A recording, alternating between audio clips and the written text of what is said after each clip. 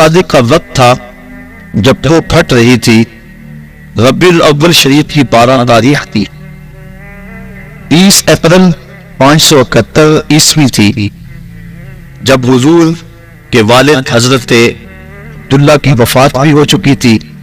آپ اپنی والدہ محترمہ حضرت آمنہ سلام اللہ علیہا کے گھر آپ کی آغوش میں نور بانٹتے ہوئے جلوہ گر ہوئے۔ 3 روز تک دودھ حضرت سیدہ آمنہ سلام اللہ علیہا نے پلایا ہے۔ اس کے بعد حضرت ثویبہ نے 1 ہفتہ کے بعد حضرت حلیمہ سعدیہ حضور کو اپنی آغوش میں لے گئیں اور 5 سال کی کفالت میں رہے، اور اس کے بعد پھر 5 اور والدہ محترمہ حضرت آمنہ کی وفات ابوا کے مقام پر ہوئی جب حضور کی عمر صرف 6 سال آئی۔ آپ کی تایا برکت بنت سالمہ، جس کا نام ام ایمن ہے عرفی نام، اس نے حضور کو واپس مکہ المعظمہ پہنچایا اور حضرت نبی رحمت صلی اللہ علیہ وسلم کو ان کے مشفق چچا جناب ابو طالب کی کفالت میں دیا۔ آپ کے دادا کا انتقال 8 ہجری کو ہو گیا، 8 سال کی عمر میں ہوا۔ آپ نے اپنے چچا کے ہمراہ پہلا سفر 12 سال کی عمر میں شام کی طرف لیا۔ 15 سے 16 سال کی عمر میں حضور نے قریش کے سارے سرداروں کو اور قبیلوں کو اکٹھا کیا اور کہا کوئی گلی میں لٹ جاتا ہے، کوئی بازار میں لٹ جاتا ہے، کوئی جنگل میں لٹ جاتا ہے، آؤ ہم اکٹھا وعدہ کریں کہ آج کے بعد کوئی کسی کو نہیں لوٹے گا۔ تو حضور نے وہ تاریخی وعدہ کروایا جس کا نام کتب تواریخ میں حلف الفضول کے نام سے ہے۔ وہ حلف دیا تھا فضل نامی مختلف لوگوں نے، تو اس میں یہ ایک سیاسی اور ایک فلاحی وعدہ تھا، ایک رفاعی کام تھا جو 15 سال کی عمر میں حضور نے کیا۔ حضرت خدیجۃ الکبریٰ سے حضور کا نکاح 25 سال کی عمر میں ہوا۔ اہل مکہ نے حضور کو 30 سال کی عمر میں صادق اور امین کا خطاب دیا۔ اہل مکہ کی طرف سے یہ خطاب ملنے کے بعد 33 سال کی عمر میں حضور علیہ السلام پر غیبی اسرار و رموز کھلنے شروع ہوئے، ان کا ظہور ہونے لگا اور ایسی خوابیں آنے لگی۔ حجر اسود کو کعبہ کی تعمیر کے لیے جب باہر نکالا تو آپ جانتے ہیں کہ اختلاف بن گیا۔ ہر ایک کی خواہش تھی کہ حجر اسود کعبۃ اللہ میں اٹھا کے نصب کروں، لیکن کوئی بندہ کسی دوسرے کو برداشت بھی نہیں کرتا تھا، تو قبائل آپس میں لڑ پڑتے، لڑائی ہوتی، حالت ایسی ہوتی کہ خون ریزی ہوتی حرم میں۔ تو حضور نے فیصلہ کیا اور چادر میں ڈال کر حجر اسود کو کہا سارے سردار کو انہیں پکڑ لو اور میں اٹھا کے رکھ دیتا ہوں تاکہ سعادت سے کوئی بھی محروم نہ رہے۔ یہ اس وقت ہوا جب حضور علیہ السلام کی عمر 35 سال تھی۔ 37 سال کی عمر میں حضور نے غار حرا میں خلوتیں اختیار کرنی شروع کر دی، دنیا سے کٹ کر مالک سے رابطہ جوڑا، اور پھر ربیع الاول کے مہینے میں ہی جب حضور کی عمر 40 سال ہوئی تو اللہ کے حبیب صلی اللہ علیہ وسلم حضرت جبریل امین آئے اور نبوت کے اعلان اظہار کا کہا، اور آقا کریم صلی اللہ علیہ وسلم نے آ کے سب سے پہلے اپنی زوجہ محترمہ حضرت خدیجۃ الکبریٰ کو بتلایا اور کہا یا خدیجہ زملونی، مجھے چادر دو، مجھے سردی محسوس ہو رہی ہے، تو مجھے اپنی جان کا خطرہ ہے۔ اس طرح کے الفاظ حضور نے کہے تو وہ غم گسار بیوی انہوں نے حضور سے کہا کہ آپ غریبوں کے کام آتے ہیں، دکھیوں کے کام آتے ہیں اور آپ کو کوئی پریشانی نہیں ہو سکتی۔ انہوں نے حضور کی ڈھارس بندھائی اور پھر آغاز نزول قرآن ہوا۔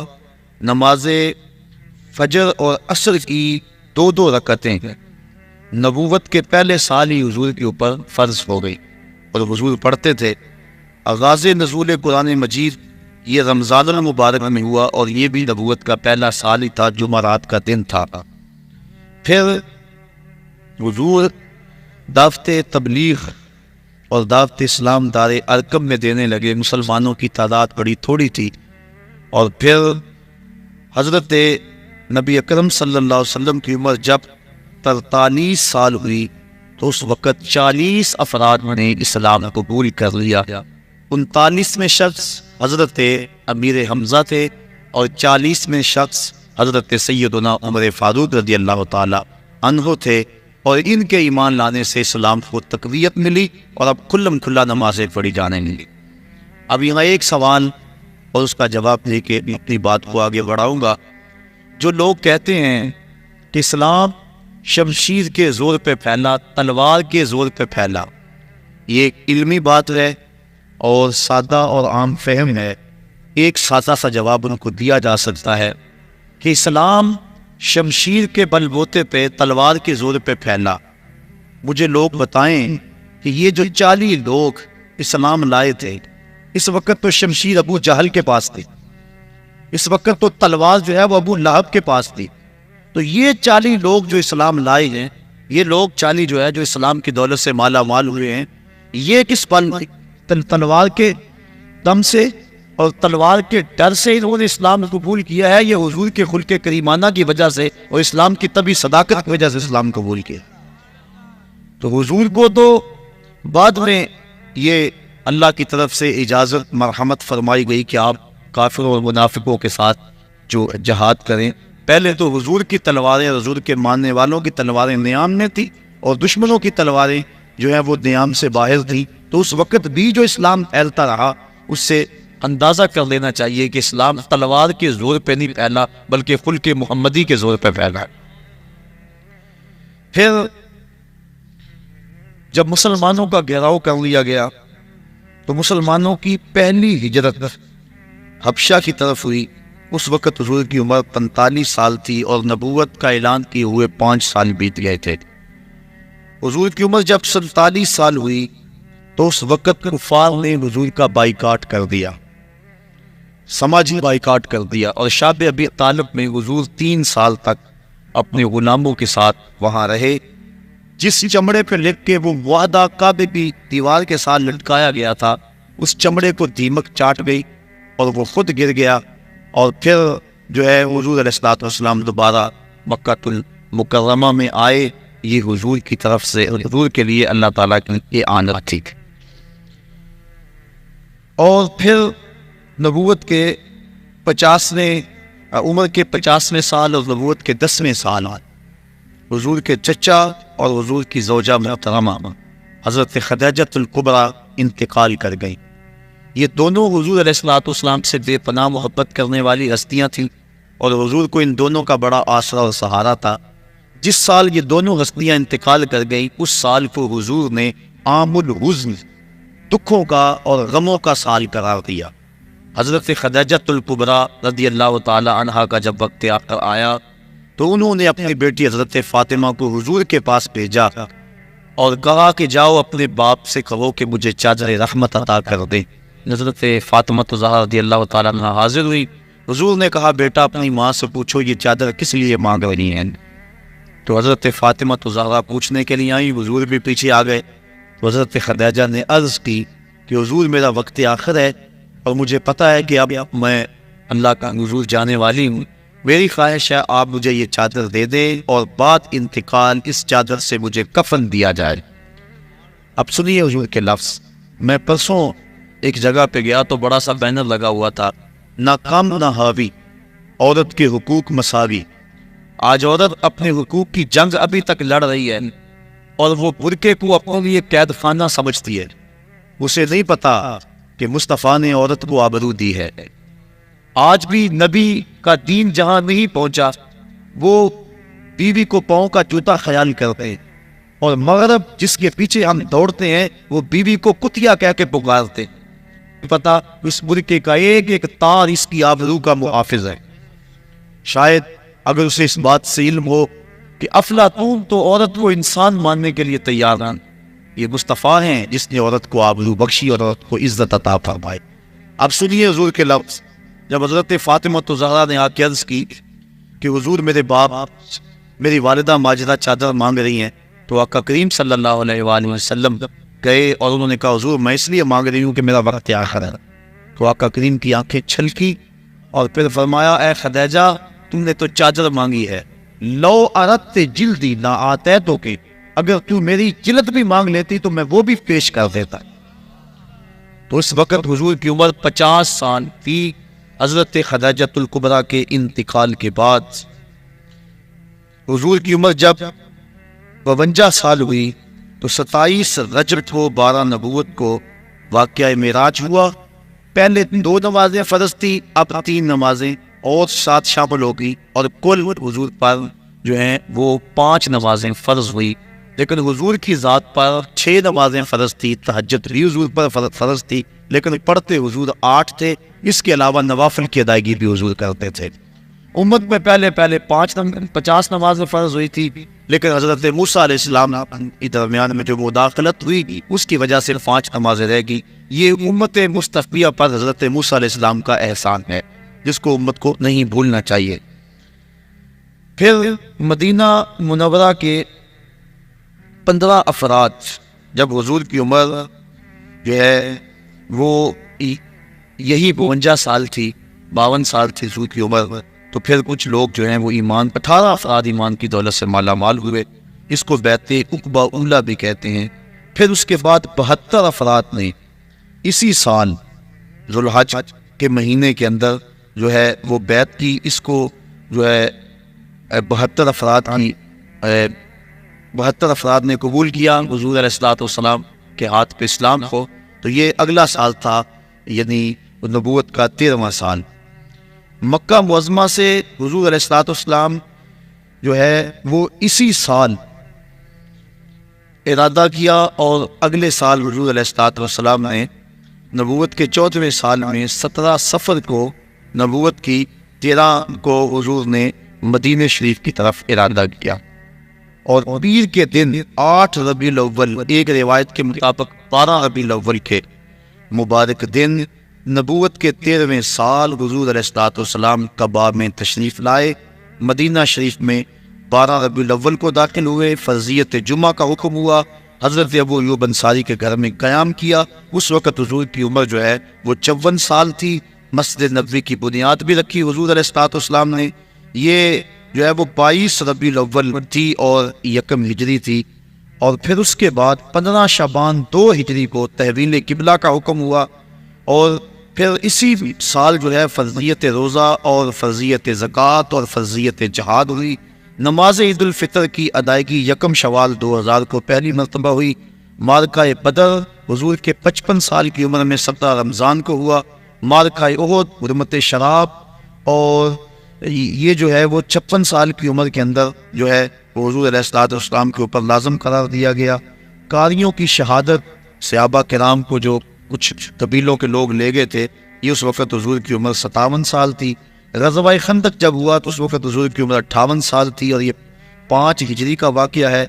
اور حضور کی عمر اسی سال 58 سال کی عمر میں ہی زنا، قذف، لعان کے فوجداری قوانین کا نفاذ اور پردے کا حکم آیا۔ اور جب حضور کی عمر 59 سال تھی تو صلح حدیبیہ کا واقعہ ذیقعد کے مہینے میں 6 ہجری کو ہوا۔ فتح قلعہ خیبر، دنیا کے مختلف بادشاہوں کے نام حضور نے دعوت اسلام کے جو خطوط ارسال کیے، یہ 7 ہجری کا واقعہ ہے، اور 1 محرم کا دن تھا۔ 20 رمضان المبارک 8 ہجری کو حضور نے مکے کو فتح کر لیا، اور جس شہر سے حضور تنہا گئے تھے، آج 10,000 کا لشکر لے کر حضور دوبارہ اس شہر میں داخل ہوئے۔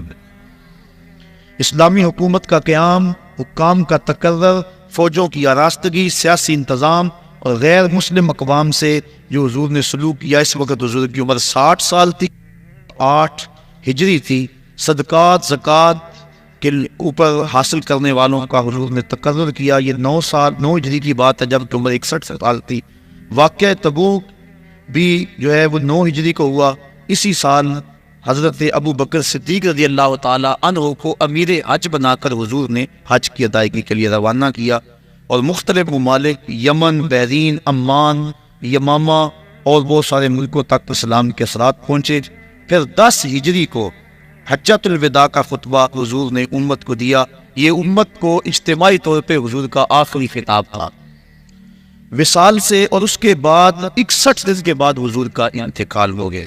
حجۃ الوداع کا امت سے یہ آخری خطاب تھا، اور وصال سے 5 روز قبل مسجد نبوی میں امت محمدیہ سے رسول کریم صلی اللہ علیہ وسلم نے جو ہے وہ مسجد میں ایک جو ہے وہ اجتماع سے گفتگو ارشاد فرمائی، اور پھر جب حضور کی عمر 63 سال ہوئی تو پیر کا دن تھا، چاشت کا وقت تھا، اور ربیع الاول کی تاریخ میں اختلاف ہے، 7 جون کی تھی، اور اللہ کے حبیب صلی اللہ علیہ وسلم اس دنیا سے اپنا مقصد پورا کر کے واپس اللہ کے ہاں چلے گئے۔ 32 گھنٹے تک حضور کا جسد اطہر لوگوں کی زیارت کے لیے موجود رہا، اور 32 گھنٹے کے بعد 12-13 ربیع الاول کی درمیانی شب، منگل اور بدھ کی درمیانی شب 11 ہجری کو اللہ کے حبیب صلی اللہ علیہ وسلم کی تدفین ہوئی، اور آج تک گنبد خضرا پہ درود و سلام کی بارش بھی ہو رہی ہے، اللہ کی رحمتیں بھی نازل ہو رہی ہیں۔ یہ نبی سے کیا گیا پیار آئے گا نہیں جاتا، تو حضور کی ولادت پر جن لوگوں نے خوشی کی اللہ نے ان کو نوازا، جو خوشی کرتے ہیں ان کو اللہ نوازے گا، جو خوشی کریں گے اللہ ان کو بھی نوازا، کیونکہ اس کا قانون جو ہے وہ تمام کے لیے یکساں ہوتا ہے، جو ماضی میں، بحال میں اور استقبال میں ایک جیسا اس کا قوانین، اس کے قانون ہوتے ہیں۔ بات سمجھ آ رہی ہے؟ لطف بھی آ رہا ہے؟ کیوں نہ آئے، بات نبی کی ہو رہی ہے، بات نور کی ہو رہی ہے، اور لمحے بھی نور کے ہیں، چھم چھم برسات برس رہی ہے، انوار اتر رہے ہیں، وہ گھڑیاں آنے والی ہیں جب میں اور آپ کھڑے ہوں گے اور کیا پڑھیں گے؟ جس سہانی گھڑی چمکا طیبہ کا چاند، اس دل افروز ساعت پہ لاکھوں سلام۔ ان بچوں پہ جب پھول برس رہے تھے کیسا منظر تھا؟ بڑا پیارا منظر تھا نا، رحمتیں اترتی محسوس ہوتی تھی نا، ان بچوں پہ پھول جب برس رہے تھے، اور وہ لمحے کیسے ہوں گے جب عرش سے، عرش کے رب نے فرش پر آمنہ کے گھر میں سویرا کر دیا، فرماتی ہیں ستارے جھک کے میرے گھر کے قریب آ گئے، اللہ اکبر۔ اور پھر کیا ہوا کہ جوان جوان عورتیں میرے گھر میں داخل ہوئی، جیسے عبد المناف کی بیٹیاں ہوں، اور میں گھبرائی، انہوں نے کہا گھبرانے کی بات نہیں ہے، میرا نام حوا ہے، یہ حضرت آسیہ ہے، یہ حضرت مریم ہے، تیرے بیٹے کی ولادت کے موقع پہ تمہیں مبارک دینے آئی، مجھے پلایا گیا۔ پھر اس کے بعد مجھے پتا نہیں کیا ہوا، جب میری آنکھ کھلی تو میری گود میں ایک بچہ مسکرا رہا تھا، اس کے چہرے سے نور کی لاٹیں نکل رہی تھی، ایسا میں نے دیکھا ہی نہیں تھا کبھی۔ سکھ نے شاعری شعر یار اپنی جگہ، نعت کہنے کو احمد رضا چاہیے، سا جوان حضرت آمنہ فرماتی ہے جب میں نے دیکھا تو میری گود میں ایک خوبصورت بچہ تھا، اس کا چہرہ چمک رہا تھا، اذا سرّ استنار وجہہ، حضور علیہ السلام جب مسکراتے تھے چہرے کی لکیروں سے نور نکلتا تھا۔ پھر کیا ہوا؟ پیدا ہوتے ہی اس بچے نے اپنے دونوں ہاتھ زمین پہ رکھ دیے اور سارا آسمان کی طرف آیا ہے، اللہ اکبر، اور پھر مٹی کی مٹھی ہاتھ میں بھری، ایک دن کا بچہ ہے لوگوں، ایک دن کا بچہ ہے، نہیں بات کچھ اور ہے، یہ ولادت ہو رہی ہے، خلقت کو بڑی پہلے کی ہو چکی ہے، آتے ہی مٹھی خاک کی بھری، دیکھا آسمان کی طرف، علماء کہتے ہیں مٹھی اس لیے بھری، لوگوں کو بتایا دیکھو لوگوں یہ زمین ہے، آج کے بعد اس پہ محمد کا قبضہ ہے، اللہ، اور آواز اٹھ رہی تھی ساتھ، بخن بخن قبض محمد علی جمیع الارض، مبارک ہو مبارک ہو، ہر زمین پہ مصطفیٰ کا قبضہ ہو گیا۔ مشرق والے جانور پرندے مغرب کو دوڑ پڑے، اور مغرب والے مشرق کو دوڑ پڑے، اور ایک دوسرے کو جب ملتے ہیں تو مبارک دیتے ہیں اور کہتے ہیں مبارک ہو مصطفیٰ آ گئے۔ یار پرندے دوڑیں اور مبارکیں دیں تو ہم نہ دیں، ہم نہ جھومیں، ہم نہ اظہار محبت کریں، اللہ اکبر۔ شرق کے پرندے غرب کو دوڑ پڑے اور غرب کے پرندے شرق کو دوڑ پڑے، اور آپس میں ملتے ہیں اور کہتے ہیں مبارک ہو مبارک ہو، وہ آ گیا جس کے آنے کا انتظار تھا، وہ جس کے ذکر پر داؤد نے نغمہ سرائی کی، وہ جس کے نام پر شاہ سلیمان نے گدائی، دل یحییٰ میں رہ گئے ارماں جس کی زیارت کے، لب عیسیٰ پہ آئے واز جس کی شان رحمت کے، جو بن کے روشنی پھر دیدہ یعقوب میں آیا، جسے یوسف نے اپنے حسن کی نئے رنگ میں پایا، نہ دانم ماں گلے خنداں چے رنگوں کو دارت، کہ مرغے ہر چمن آرزوئے ادارت، اللہ اکبر۔ اللہ کے حبیب صلی اللہ علیہ وآلہ وسلم زمین پہ مٹھی بھری، اور حضور علیہ السلام اس وقت جو گفتگو کی، اللہ اکبر کبیرہ، یہ لفظ بھی کتب میں آ رہے ہیں، اور کتب میں یہ لفظ بھی آتے ہیں، کہا رب ہب لی امتی، اے اللہ میری امت کا معاملہ میرے ہاتھ میں دے دے دے دے۔ اللہ اکبر، میری امت کا معاملہ میرے، لے کے پہلو میں غم امت نادار آئے، امتی امتی کہتے ہوئے سرکار آئے۔ حضور امتی امتی کہتے ہوئے آئے، ساری زندگی امتی امتی پکار غار۔ پھر جس سال حضور آئے نا، اس سال کا عربوں نے نام رکھا، یہ میں نے ابھی بتایا ہے کہ جس سال حضرت خدیجۃ الکبریٰ اور حضرت نبی رحمت کے شفیق چچا انتقال کر گئے، اس سال کا نام حضور نے عام الحزن رکھا، کیونکہ ہجری کا آغاز حضرت عمر فاروق کے دور میں ہوا تھا، پہلے سالوں کے نام رکھتے تھے۔ اب جس سال حضور پیدا ہوئے اس کا ایک نام ہے عام الفیل، لیکن اس کا ایک اور نام رکھا عربوں نے، کیا نام رکھا؟ سنۃ الفرح والابتہاج۔ اس کا معنی ہے خوشیوں اور چاؤں کا سال۔ کیا نام ہے؟ خوشیوں اور چاؤں کا سال۔ کیوں رکھا یہ نام؟ اس لیے انہیں تو نہیں پتا تھا کہ حضور آئے ہیں، حضور کی ولادت کا تو پتا تھا، لیکن یہ نہیں پتا کہ یہ نبی ہیں، اور جنہوں نے رکھا وہ امتی نہیں تھے، ماننے والے نہیں تھے۔ پھر کیوں رکھا انہوں نے اس نام کا؟ اگر میں کہوں آج چاہ کا دن ہے، خوشی کا دن ہے، تو یہ ہے کیونکہ میں آقا کو مانتا ہوں، اور اگر پتہ ہی نہ ہو، کوئی کہے نہیں، تو پھر وجہ کوئی اور ہوگی۔ تو انہوں نے اس سال کا نام رکھا سنۃ الفرح والابتہاج۔ علماء کہتے ہیں کیوں رکھا؟ اس لیے رکھا کہ درختوں پہ پھل زیادہ آیا۔ جس سال حضور پیدا ہوئے چشموں کا پانی بڑھ گیا، چراگاہیں سرسبز ہو گئی، جانوروں کا دودھ بڑھ گیا، عرب کے لوگ بیٹیوں کو قتل کر دیتے، لیکن جس سال حضور کی ولادت ہوئی ہر گھر میں بیٹا پیدا ہوا۔ آج بھی جس شخص کے ہاں اولاد نرینہ نہ ہوتی ہے، علماء کہتے ہیں خلوص نیت سے کہے اے اللہ مجھے بیٹا دے دے، میں تیرے رسول کا میلاد کرواؤں گا، اللہ بیٹا ہی عطا فرمائے، نیت اس کی خالص ہو۔ اللہ اکبر۔ تو ہر گھر میں بیٹے پیدا ہو، جہاں بھی پیدائش ہوئی بیٹے ہی پیدا ہوئے۔ تو اس سال ہر گھر میں خوشی تھی، غم قریب نہیں آیا، اس لیے نام رکھا سنۃ الفرح والابتہاج۔ یہ خوشیوں اور چاؤں کا سال ہے۔ ناگہاں ساکن ہواؤں پہ روانی آ گئی، ناگہاں ساکن ہواؤں پہ روانی آ گئی، اور چمن کے پتے پتے پر جوانی آ گئی۔ آج زانوئے ازل نے صبحوں پہ انگڑائی لی، اور مسکرا کر ایک کرن نے ہاتھ میں شہنائی لی۔ مخزن اسرار قدرت کے امی پیدا ہوئے، غل ہوا دنیا میں ختم المرسلین پیدا ہوئے۔ محمد مصطفیٰ آئے، بہاروں پر بہار آئی، زمین کو چومنے جنت کی خوشبو بار بار آئی۔ گلی گلی روشن ہو گئے، ہر گھر میں اجالا ہو گیا۔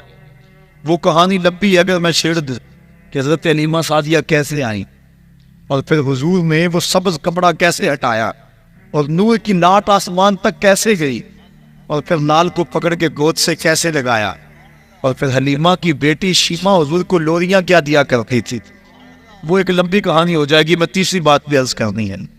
تو پہلا مقصد، پہلی چیز تخلیق مصطفیٰ، اور وہ کب ہوئی؟ جب وقت کا تعیت اور تشخص نہیں تھا۔ دوسری ولادت مصطفیٰ، اور ولادت 12 ربیع الاول کی سہانی گھڑی، جب صبح صادق طلوع ہو رہی تھی، دن اور رات کے سنگم میں حضور پیدا ہوئے، کیونکہ رات کی خواہش تھی حضور میرے دامن میں آئے، اور دن کی آرزو تھی کہ میرے دامن میں آئے، اور اگر رات کو آ جاتے دن محروم رہتا ہے، دن کو آتے رات محروم رہتے، تو حضور تو رحمت للعالمین ہے، اس لیے دن آ رہا تھا، رات جا رہی تھی، جہاں دونوں کا ملاپ ہو رہا تھا وہاں مصطفیٰ جلوہ گر ہو گئے۔ اللہ 12 ربیع الاول کی سپانی گھڑی تھی، عام الفیل، واقعہ صاحب فیل کے 55 دن بعد حضور اس دنیا پہ جلوہ گر کرے۔ تو حضور کے آنے پر جو خوشی ہے، بلکہ نبی کے ساتھ جو بھی محبت کرے، اللہ اس محبت کو ضائع نہیں کرتا۔ علماء نے لکھا ہے جس دائی نے حضور کو دودھ پلایا، اللہ نے بعد میں اس کو ایمان دے دیا ہے۔ اللہ اکبر۔ جس نے بھی جس نبی کے ساتھ کوئی محبت کا اظہار کیا، اس کو ضرور صلہ ملا۔ دیکھو ابو جہل، ابو لہب، اس نے وہ مخالفت کی، لیکن چونکہ ولادت کے آنے کی خوشی اس کو ہوئی اور بھتیجا سمجھ کے خوشی کی، اللہ نے پھر بھی معلوم۔ امام ابو شافع کہتے ہیں جو بھتیجا سمجھ کے خوشی کرے خدا اسے محروم نہیں رکھتا، اور جو نبیوں کا سردار سمجھ کے خوشیاں منائے تو کے بعد دشمنہ نظرداری۔ جب تو دشمنوں کو اتنا دیتا ہے تو یاروں کو کتنا دے گا، پیاروں کو کتنا دے گا۔ ہندوستان میں صرف ایک صحابی ہوا ہے اور اس کا نام ہے رتن۔ واقعہ اس طرح ہوا، رتن تاجر تھا اور تجارت کی غرض سے حجاز گیا، حجاز مقدس۔ وہاں جب پہنچا تو حرم کے قریب ایک گہری کھائی تھی، اس کے پاس کچھ بچے لگے ہوئے تھے۔ ایک بچہ عمر میں چھوٹا ہونے کی وجہ سے کھائی کے اس سمت ہی انتظار میں تھا کہ میں کھائی کو کیسے عبور کروں۔ رتن نے یہ سوچا کہ بچہ چھوٹا ہے، گزرنے کی طاقت نہیں رکھتا، اس کو اٹھایا گود میں اور کھائی سے پار لگا دیا۔ اس بچے نے اپنے عربی لہجے میں کہا جزاک اللہ تعالی۔ ایسی مٹھاس تھی لفظوں میں کہ شہد میں بھی اتنی مٹھاس نہیں ہوتی۔ اللہ اکبر۔ رتن ساری زندگی ان لفظوں کو نہیں بھول سکا، اس نے جو جملے کہے تھے، اس نے جس لہجے میں بات کی تھی۔ خیر وقت گزر گیا، تجارت چھوڑ کے اپنے گھر بیٹھ گئے۔ ایک دن مکان کی چھت پہ لیٹا ہوا ہے رتن، اس نے کیا دیکھا کہ جو آسمان کا چاند ہے وہ دو ٹکڑے ہو گئے اور زمین پہ آ گیا کہ شاید قیامت آ گئی۔ تھوڑی دیر کے بعد پھر کیا دیکھا، چاند دوبارہ جا کے اپنی جگہ پہ جڑ گیا۔ پریشان تھا، یہ کیا ہوا؟ یہ منظر اس نے ہندوستان میں دیکھا۔ کچھ عرصے کے بعد عرب سے کچھ تاجر جو یہاں عرب گئے ہوئے تھے واپس پلٹے، انہوں نے کہانی سنائی کہ مکے میں ایک چاند چڑھا ہے جس نے چاند کو قدموں میں بلایا ہے۔ انہوں نے ساری کہانی سنائی۔ رتن کے دل میں شوق پیدا ہوا، اس کی زیارت کر کے آؤں، اور وہ نبی ہے اس پر ایمان لاؤں۔ گھر سے ہندوستان میں صرف ایک صحابی ہوا ہے اور اس کا نام ہے رتن۔ واقعہ اس طرح ہوا، رتن تاجر تھا اور تجارت کی غرض سے حجاز گیا، حجاز مقدس۔ وہاں جب پہنچا تو حرم کے قریب ایک گہری کھائی تھی، اس کے پاس کچھ بچے لگے ہوئے تھے۔ ایک بچہ عمر میں چھوٹا ہونے کی وجہ سے کھائی کے اس سمت ہی انتظار میں تھا کہ میں کھائی کو کیسے عبور کروں۔ رتن نے یہ سوچا کہ بچہ چھوٹا ہے، گزرنے کی طاقت نہیں رکھتا، اس کو اٹھایا گود میں اور کھائی سے پار لگا دیا۔ اس بچے نے اپنے عربی لہجے میں کہا جزاک اللہ تعالی۔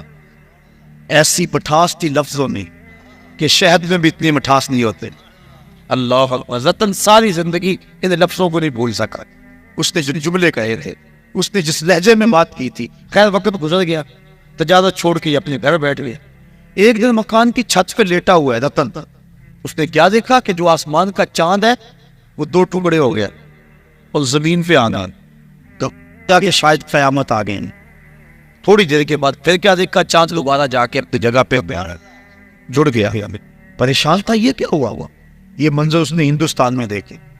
کچھ عرصے کے بعد عرب سے کچھ تاجر جو یہاں عرب گئے ہوئے تھے واپس پلٹے، انہوں نے کہانی سنائی کہ مکے میں ایک چاند چڑھا ہے جس نے چاند کو قدموں میں بلایا ہے۔ انہوں نے ساری کہانی سنائی۔ رتن کے دل میں شوق پیدا ہوا، اس کی زیارت کر کے آؤں، اور وہ نبی ہے اس پر ایمان لاؤں۔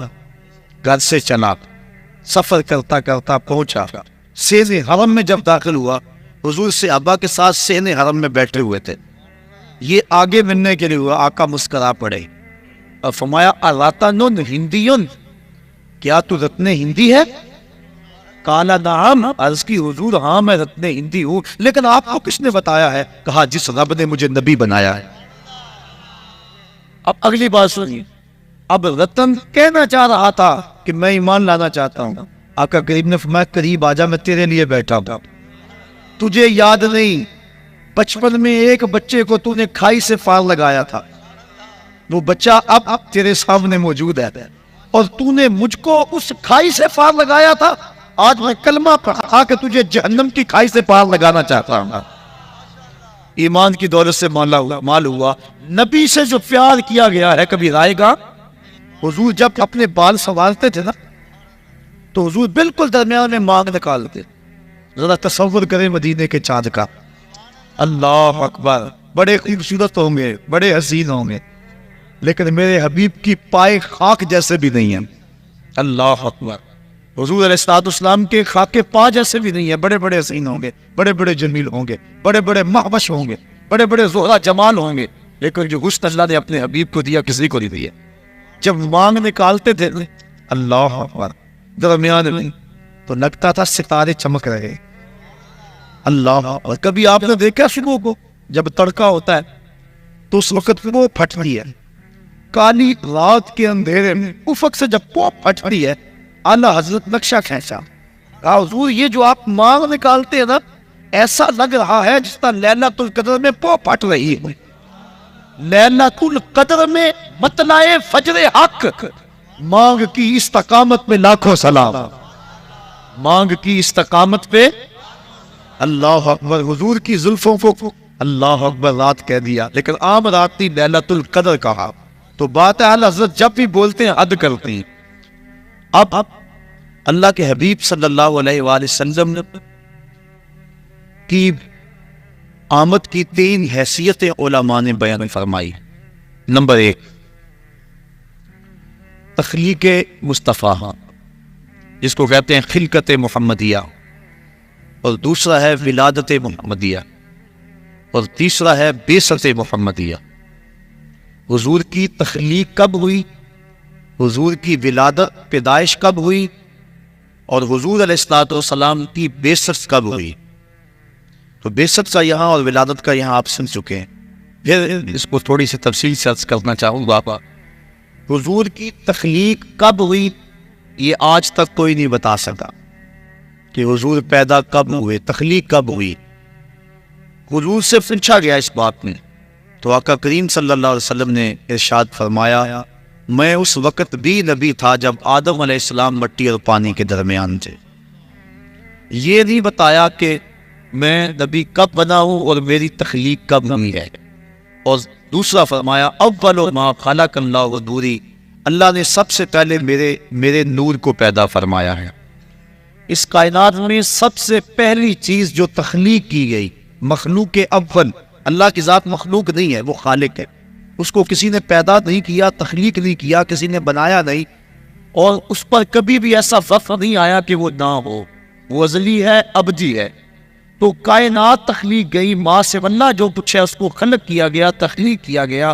تو کائنات میں جب تخلیق کا سلسلہ شروع ہوا تو سلسلہ تخلیق کا آغاز ذات رسالت مآب سے ہوا۔ حضور فرماتے ہیں اللہ نے سب سے پہلے میرے نور کو پیدا فرمایا۔ ایک روایت میں آتا ہے اللہ نے سب سے پہلے لوح کو پیدا کیا، اللہ نے سب سے پہلے قلم کو پیدا کیا، اول ما خلق اللہ القلم، اللہ نے سب سے پہلے قلم کو پیدا کیا۔ ایک روایت میں آتا ہے اللہ نے سب سے پہلے جو ہے وہ عقل کو پیدا کیا۔ مختلف روایات مختلف کتابوں میں موجود ہیں۔ آج لوگ کہتے ہیں کہ سب سے پہلے تو عقل پیدا ہوئی، سب سے پہلے تو قلم کو پیدا کیا گیا، سب سے پہلے تو لوح کو پیدا کیا گیا، اور وہ اول ما خلق اللہ نوری، یہ بھی حدیث ہے، لیکن ان کا خیال خود ادھر ہی رہتا ہے جی سب سے پہلے تو قلم کو پیدا کیا گیا۔ اور اگر چلو یہ نہ بھی مانو تو حدیثیں متضاد ہیں، لہذا احتمال جاتا رہا، جب احتمال آ گیا تو بھائی دلال باقی نہ رہا۔ لیکن محدثین کے ہاں ایک طریقہ ہے کہ جب حدیثیں مختلف ہوں تو وہ تطبیق کرتے۔ مثال کے طور پہ سب سے پہلے قیامت کے دن سوال کس چیز کا ہوگا؟ نماز۔ اور ایک حدیث میں قیامت کے دن سب سے پہلا سوال قتل کا ہوگا۔ تو علماء کہتے ہیں دونوں حدیثیں اپنی جگہ پہ ٹھیک ہے، سب سے پہلے قتل کا سوال ہوگا، سب سے پہلے نماز کا سوال ہوگا۔ تو فرماتے اس کی تطبیق یوں ہے، عبادات میں حقوق اللہ میں سب سے پہلا سوال نماز کا ہوگا، اور حقوق العباد میں معاملات میں سب سے پہلا سوال قتل کا ہوگا۔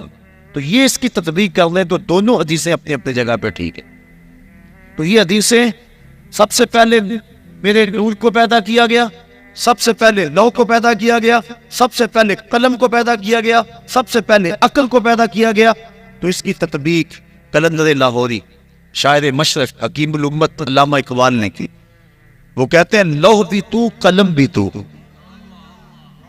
لوح بھی تو، سبحان اللہ نہیں کہی آپ نے، علامہ اقبال نے تطبیق کی، لوح بھی تو قلم بھی تو، تیرا وجود الکتاب، گنبد آبگینہ رنگ تیرے محیط میں حباب۔ حضور لوح بھی تمہارا نام ہے، قلم بھی تمہارا ہی نام ہے۔ اس لیے اگر کہا گیا کہ لوح کو پیدا کیا گیا ہے، سب سے پہلے قلم کو پیدا کیا گیا ہے، تو یہ سارے نام حضور کے ہی ہیں۔ تو جو حدیث ہے اول ما خلق اللہ نوری، تو اس کا معنی بھی یہی ہے۔ تو سب سے پہلے کائنات میں جس وجود کو، جس ذات کو تشخص اور تعین دیا گیا، وہ ذات رسالت مآب صلی اللہ علیہ وسلم۔ تو کائنات کا پہلا تعین ذات رسالت مآب۔ باقی رہی بات سب سے پہلے قلم کو پیدا کیا گیا، تو سنیے حضور ارشاد فرماتے ہیں کہ جب قلم کو پیدا کیا گیا، حدیث ہے، تو قلم کو مالک نے کہا قلم لکھ۔ قلم نے کیا مالک کیا لکھوں؟ کہا ما کانا وما یکون، جو ہو گیا وہ بھی لکھ دے، جو ہونے والا ہے وہ بھی لکھ دے۔ توجہ کریں، جو لوگ کہتے ہیں سب سے پہلے قلم پیدا ہوئی تھی، ان سے پوچھو کہ قلم کو یہ کیوں کہا گیا جو ہو گیا وہ بھی لکھ دے؟ معلوم ہوا قلم سے پہلے بھی کچھ ہو گیا تھا، اسی لیے قلم کو کہا گیا نا۔ قلم کو کہا گیا جو ہو گیا وہ بھی لکھ دے، جو ہونے والا ہے وہ بھی لکھ دے۔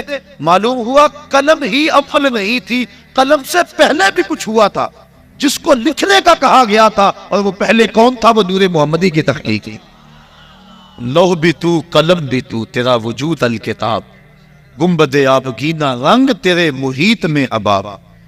تو سب سے پہلے جس ذات کو شرف وجود بخشا گیا وہ ذات رسالت مآب صلی اللہ علیہ وسلم، اور فرمایا اول ما خلق اللہ نوری ومن نوری خلق کل شیء، اللہ نے سب سے پہلے میرے نور کو پیدا کیا، پھر کائنات کی ہر شے کو میرے نور سے پیدا کیا۔ اس طرح کائنات کی ہر شے کی اصل ذات رسالت مآب صلی اللہ علیہ وسلم۔ تخلیق حضور کیے گئے کب ہوئے؟ چونکہ وقت بنتا ہے لیل و نہار کی گردش سے، اور لیل و نہار دن اور رات بنتے ہیں چاند اور سورج کی وجہ سے۔ اور جب حضور کو تخلیق کیا گیا اس وقت چاند سورج نہیں تھے۔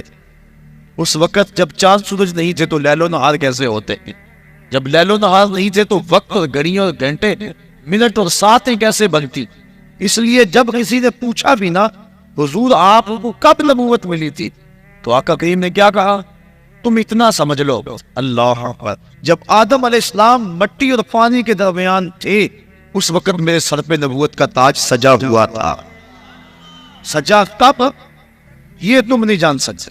تو حضور علیہ السلام کی تخلیق اس وقت ہوئی جب وقت نہیں تھا۔ یہ وقت میں کہہ رہا ہوں چونکہ میرے پاس لفظ نہیں۔ دوسری ہے حضور کی ولادت، اور وہ آپ جانتے ہیں کہ 12 ربیع الاول تھا، تڑکے کا وقت تھا، چھم چھم رحمتیں اتر رہی تھی، کائنات پہ اندھیرے پھیلے ہوئے تھے کہ اچانک روشنی ہوئی۔ حضرت آمنہ کہتی ہیں کہ ستارے میرے گھر کے اتنے قریب آ گئے کہ مجھے یوں لگا کہ ابھی گر پڑیں گے۔ اور پھر کیا ہوا؟ اللہ اکبر، خرج منی نور، میرے بطن سے نور نکلا۔ پتہ نہیں دنیا کو کیا ہو گیا، جس نے بھیجا وہ کہتا میں نے نور بھیجا، جس کی گود میں آیا وہ کہتی ہے میری گود میں نور آیا، جس زوجہ محترمہ کے پاس رہے وہ کہتی ہیں کہ فتبینت العبرۃ بشعاع نور وجہہ۔ حضور جب آنگن میں آتے تھے، کمرے میں آتے تھے، اندھارے ختم ہو جاتے اور اجالے ہو جاتے۔ جس دائی کے پاس گئے ہیں وہ بھی کہتی ہیں ما کننا نحتاج الی السراج من یوم اخذناہ، جب سے یہ ہمارے گھر آیا ہے نا ہمیں دیا جلانے کی ضرورت ہی پیش نہیں آئی۔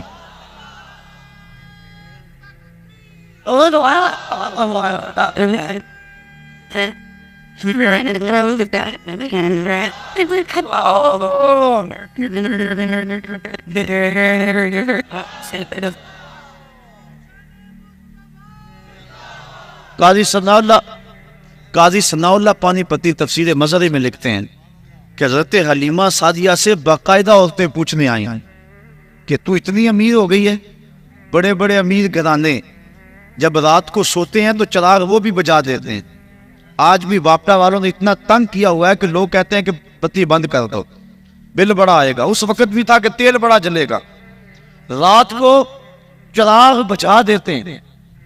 اتنے جو بڑے بڑے امیر کبیر لوگ ہیں, تو کتنی امیر ہوگی ہے, تیرا چراغ رات کو بھی جلتا رہتا ہے. تو حلیمہ سعدیہ نے کیا کہا ہاں میں امیر ہو گئی ہوں. ہاں میں, جس کے پاس محمد ہو وہ غریب نہیں ہوتا, وہ امیر ہوتا ہے. تم امیر ہو, میں امیر ہوں, مسلمان امیر ہیں, ان کے پاس کچھ بھی نہ ہو پھر بھی امیر ہیں. یہ تو قیامت کے دن پتہ چلے گا غریب کون تھا اور امیر کون تھا. اللہ اکبر. کہا تو بڑی امیر ہوگی ہے, کہا ہاں. اللہ اکبر. بھاگ جاگ پڑے نا حلیمہ سعدیہ کے.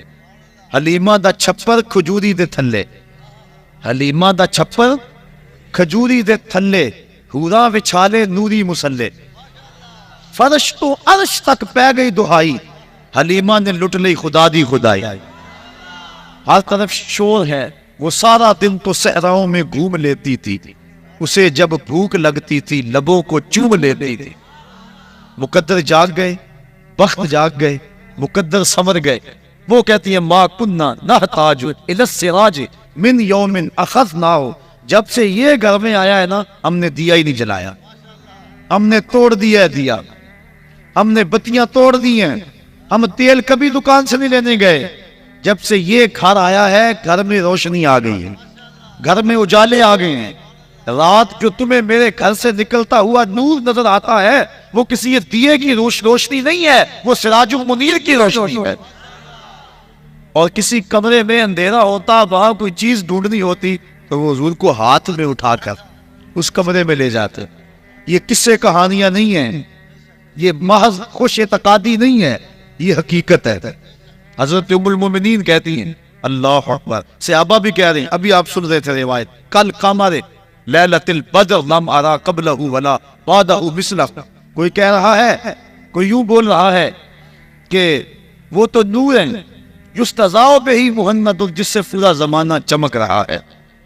ماں کہتی ہے میری گود میں نور آیا, بیوی کہتی ہے میرے حجرے میں نور آتا تھا. صحابی کیا کہہ رہا ہے, کل قمر نور تھا.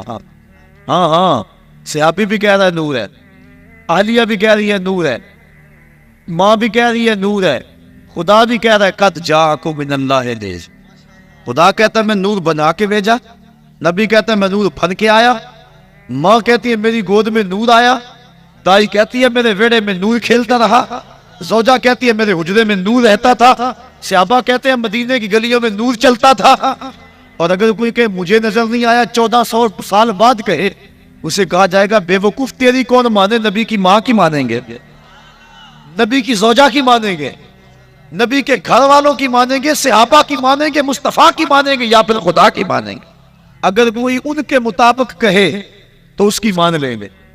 اور جو کہا نبی کی ماں نے, جو کہا نبی کی زوجہ نے, جو کہا صحابہ نے, جو کہا خود خدا نے, اور جو کہا مصطفیٰ نے, اب اس کو نظم کیا بریلی کے شاہ نے, اور ان کا تیری نسل پاک میں ہے بچہ بچہ نور کا, تیری نسل پاک میں ہے بچہ بچہ نور کا, تو ہے عین نور تیرا سب گھرانہ نور, تو ہے عین نور تیرا سب. اللہ اکبر. ہر سمتی نور ہی نور ہے, گھر میں بھی نور, باہر میں بھی نور. انگلی اٹھائیں تو چاند رقص کرتا ہے. کوئی لاؤ تو صحیح, پتہ نہیں تم نے کس کو دیکھا ہے. خطیب الاسلام علیہ رحمہ فرمایا کرتے تھے تم نے حلیمہ کی بکریوں سے پیچھے پیچھے تو دیکھا ہے, سدرہ پر جبریل سے آگے آگے کیوں نہیں دیکھا؟ ارے نادان, تو نے مطلب کو مقید کر دیا. تو نے یوسف کو کنویں میں دیکھا تو کیا دیکھا؟ اقبال علیہ رحمہ کہہ رہے ہیں تو نے یوسف کو کنویں میں دیکھا تو کیا دیکھا؟ ارے نادان, جو مطلق تھا مقید کر دیا تو نے یوسف کو کنان کے کنویں میں تو دیکھا ہے, مصر کے تخت پہ کیوں نہیں دیکھا؟ تو نے مکے کی گلیوں میں چلتا تو دیکھا ہے, سدرہ کی روشوں پہ چلتا کیوں نہیں دیکھا؟ تو نے کھانا کھاتے تو دیکھا ہے, لیکن کئی دن بغیر کھانے کے مصطفیٰ کو گزارا کرتے کیوں نہیں دیکھا؟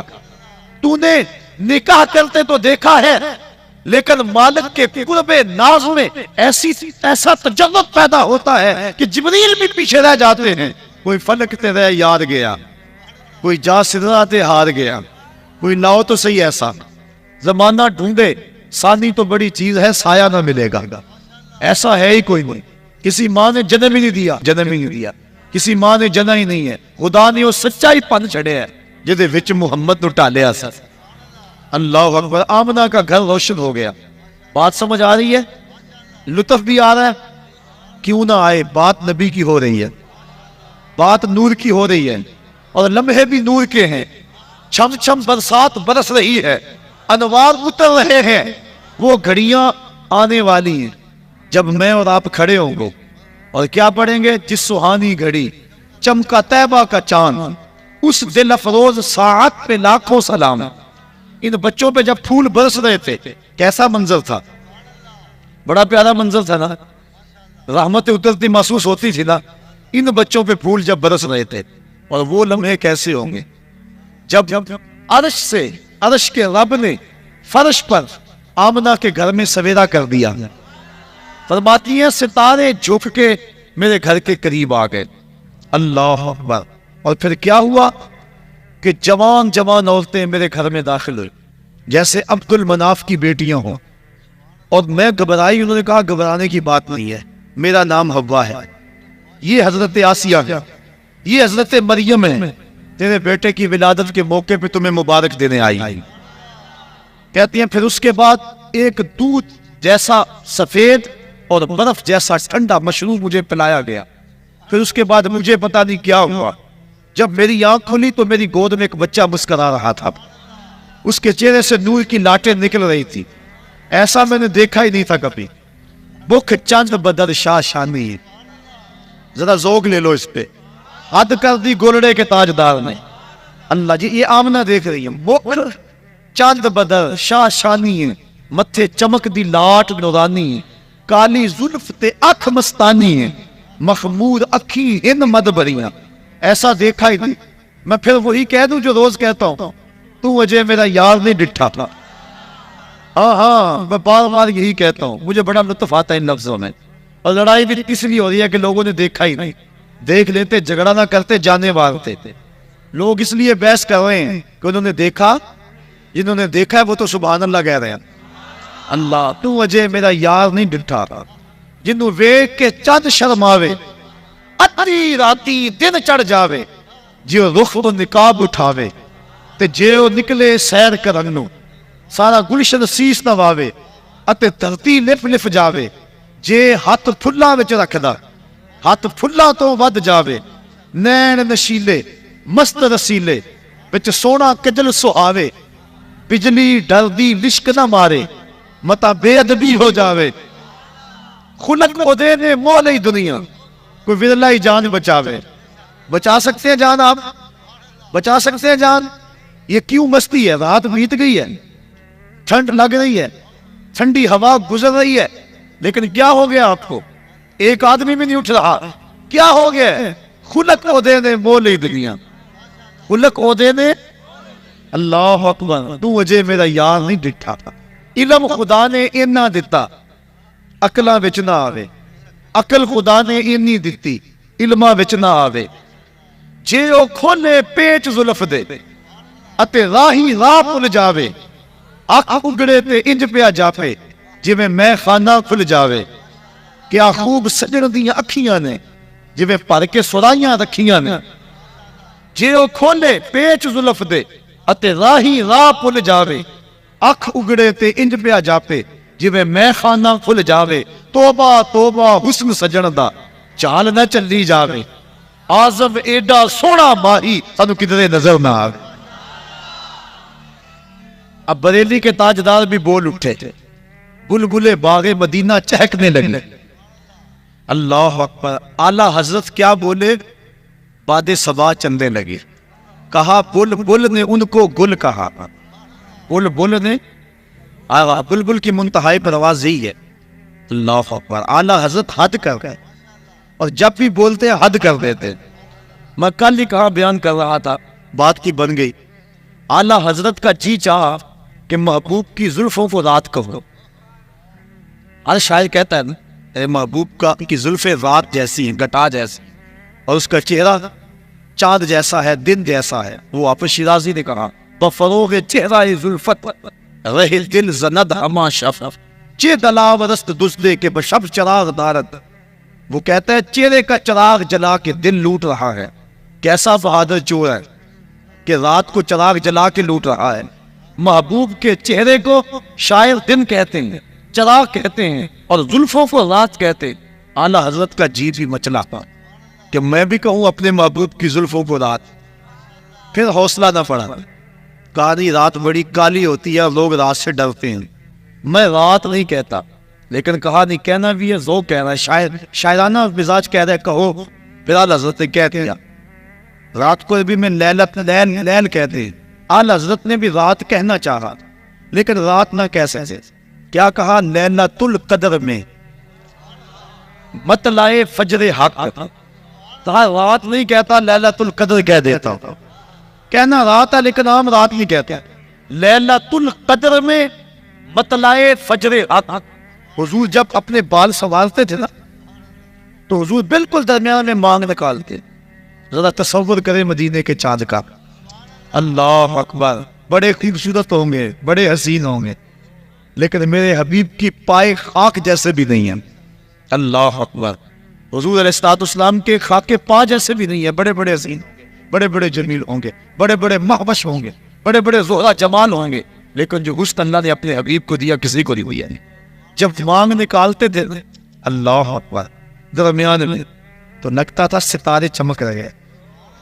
اللہ. اور کبھی آپ نے دیکھا صبح کو جب تڑکا ہوتا ہے تو اس وقت وہ پھٹتی ہے. کالی رات کے اندھیرے میں افق سے جب وہ پھٹتی ہے اعلیٰ حضرت نقشہ کھینچا. حضور یہ جو آپ مانگ نکالتے ہیں نا ایسا لگ رہا ہے جس طرح لیلۃ القدر میں پھٹ رہی ہے. لیلۃ القدر میں مطلع فجر حق. مانگ کی استقامت میں لاکھوں سلام. مانگ کی استقامت میں اللہ اکبر. حضور کی زلفوں کو اللہ اکبر رات کہہ دیا، لیکن عام رات نہیں، لیلۃ القدر کہا. تو بات ہے اعلیٰ حضرت جب بھی بولتے ہیں حد کرتے ہیں. سکھ نے شاعری شعر یار اپنی جگہ، نعت کہنے کو احمد رضا چاہیے.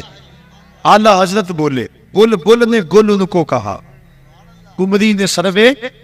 بات آپ بھولے نہیں کہاں سے بات چل رہی ہے؟ جب حضرت آمنہ کی پہلی نظر رخ محبوب پہ پڑی ہے. اللہ اکبر. تصور جمال ہے. آمنہ کی آنکھیں حضور کو دیکھ رہی ہے. بیٹا تو کوجا بھی ہو، ماں کہتی ہے میرے لال جیسا کوئی نہیں. اس ماں کے صدقے جس کا بیٹا محمد ہے، ہماری ساری آبروئیں عزتیں اب واقعی اس مٹی پہ قربان جس میں مصطفیٰ کی ماں آسودہ خاک ہے. پہلی نظر پڑی.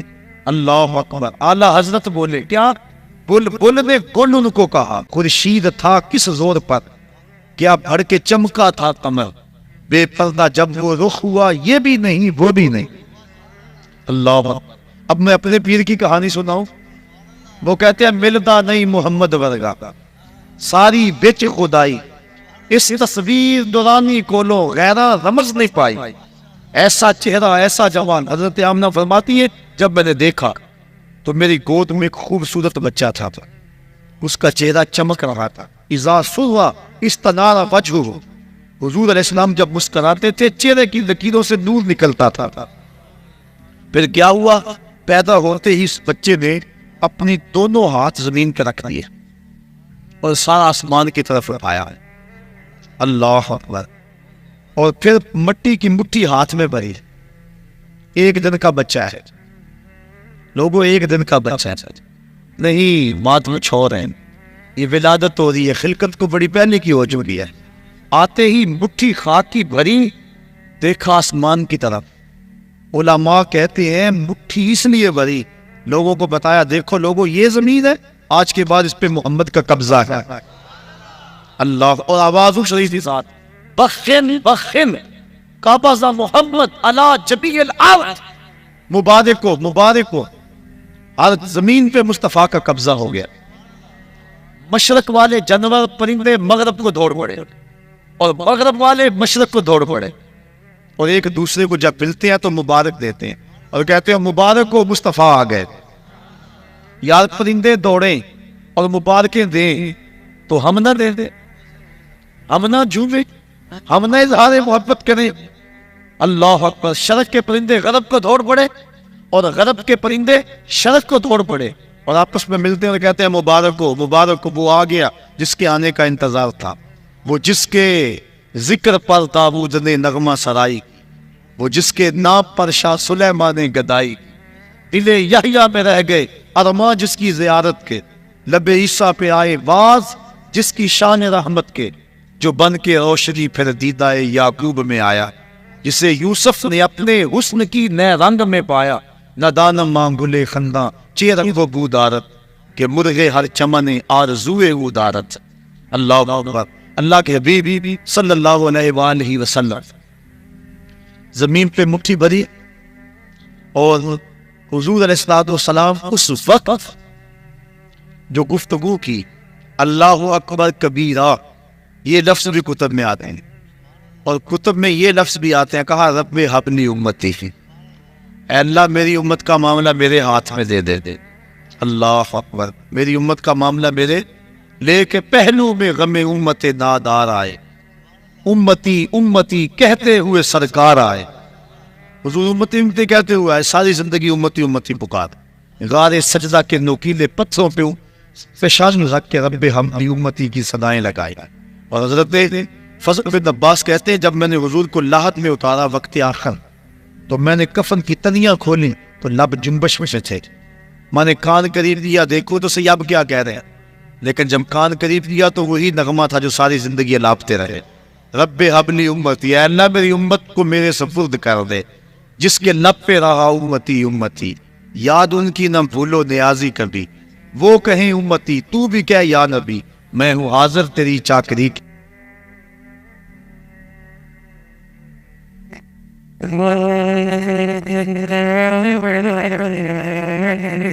تو ایک ہے خلقت، تو ایک ہے خلقت مصطفیٰ، اور ایک ہے ولادت مصطفیٰ۔ اور پھر جس سال حضور آئے نا، اس سال کا عربوں نے نام رکھا، یہ میں نے ابھی بتایا ہے کہ جس سال حضرت خدیجۃ الکبریٰ اور حضرت نبی رحمت کے شفیق چچا انتقال کر گئے، اس سال کا نام حضور نے عام الحزن رکھا، کیونکہ ہجری کا آغاز حضرت عمر فاروق کے دور میں ہوا تھا، پہلے سالوں کے نام رکھتے تھے۔ اب جس سال حضور پیدا ہوئے اس کا ایک نام ہے عام الفیل، لیکن اس کا ایک اور نام رکھا ربوں نے، کیا نام رکھا؟ سنۃ الفرح والابتہاج، اس کا معنی ہے خوشیوں اور چاؤں کا سال۔ کیا نام ہے؟ خوشیوں اور چاؤں کا سال۔ کیوں رکھا یہ نام؟ اس لیے انہیں تو نہیں پتا تھا کہ حضور آئے ہیں، حضور کی ولادت کا تو پتا تھا، لیکن یہ نہیں پتا کہ یہ نبی، اور جنہوں نے رکھا وہ امتی نہیں تھے، ماننے والے نہیں تھے، پھر کیوں رکھا انہوں نے اس نام کا؟ اگر میں کہوں آج چاہ کا دن ہے، خوشی کا دن ہے، تو یہ ہے کیونکہ میں آقا کو مانتا ہوں، اور اگر پتہ ہی نہ ہو کوئی کہے تو پھر وجہ کوئی اور ہوگی۔ تو انہوں نے اس سال کا نام رکھا سنۃ الفرح والابتہاج۔ علماء کہتے ہیں کیوں رکھا؟ اس لیے رکھا کہ درختوں پہ پھل زیادہ آیا، جس سال حضور پیدا ہوئے چشموں کا پانی بڑھ گیا، چراگاہیں سرسبز ہو گئی، جانوروں کا دودھ بڑھ گیا، عرب کے لوگ بیٹیوں کو قتل کرتے تھے، لیکن جس سال حضور کی ولادت ہوئی ہر گھر میں بیٹا پیدا ہوا۔ آج بھی جس شخص کے ہاں اولاد نرینہ نہ ہوتی ہو، علماء کہتے ہیں خلوص نیت سے کہے اے اللہ مجھے بیٹا دے دے، میں تیرے رسول کا میلاد کرواؤں گا، اللہ بیٹا ہی عطا فرمائے، نیت اس کی خالص ہے۔ اللہ اکبر۔ تو ہر گھر میں بیٹے پیدا ہوئے، جہاں بھی پیدائش ہوئی بیٹے ہی پیدا ہوئے، تو اس سال ہر گھر میں خوشی تھی، غم قریب نہیں آیا، اس لیے نام رکھا سنۃ الفرح والابتہاج، یہ خوشیوں اور چاؤں کا سال ہے۔ ناگہاں ساکن ہواؤں پہ روانی آ گئی، ناگہاں ساکن ہواؤں پہ روانی آ گئی، اور چمن کے پتے پتے پر جوانی آ گئی۔ آج زانوئے ازل نے صبح پہ انگڑائی لی، اور مسکرا کر ایک کرن نے ہاتھ میں شہنائی لی، مخزن اسرار قدرت کے امی پیدا ہوئے، غل ہوا دنیا میں ختم المرسلی پیدا ہوئے، محمد مصطفیٰ آئے، بہاروں پر بہار آئی، زمین کو چومنے جنت کی خوشبو بار بار آئی، گلی گلی روشن ہو گئی، ہر گھر میں اجالا ہو گیا۔